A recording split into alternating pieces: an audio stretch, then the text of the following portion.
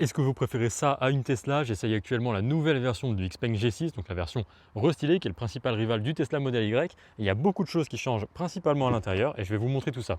On a un grand écran central très réactif qui fait franchement beaucoup penser à ce qui se fait chez Tesla, mais par contre à la différence de chez Tesla, eh bien, on a Apple CarPlay et Android Auto qui sont disponibles en mode sans fil, ça c'est très cool. Et en plus de ça, un écran d'instrumentation donc derrière le volant qui est assez minimaliste, mais franchement c'est déjà un plus par rapport au modèle Y.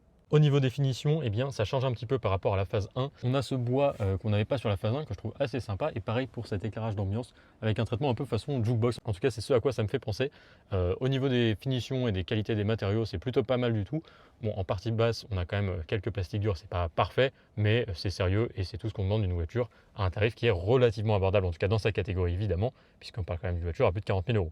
Un point en revanche qui me déçoit toujours, c'est ce volant. Il a beau être nouveau, eh bien, je ne suis pas fan déjà de son côté très rectangulaire, assez horizontal, et puis surtout de ces deux branches très épaisses où quand on met les mains à ce niveau-là, eh bien, en fait, on n'a pas une très bonne prise en main derrière. Donc ça, c'est toujours pas parfait.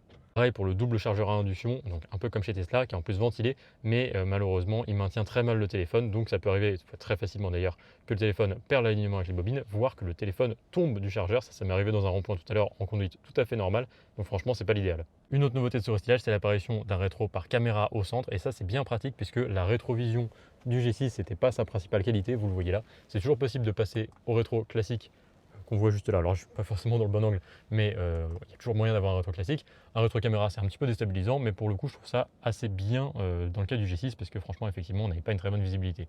Et puis Xpeng fait un petit retour en arrière en passant à des bus d'aération classiques qui se règlent manuellement et non plus depuis l'écran comme chez Tesla.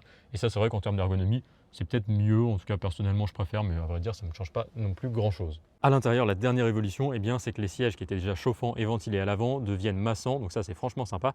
Et puis pour le reste, ce Xpeng G6, il a déjà beaucoup de qualités qu'il avait déjà avant et aussi une charge beaucoup plus rapide qu'avant. Donc ça, je vous ferai une vidéo dédiée pour vous parler de ça et de trois petits autres détails. Extérieurement, je vous en parle très rapidement, mais il y a très peu de choses qui changent, principalement à l'avant avec le logo qui a été un petit peu déplacé, etc.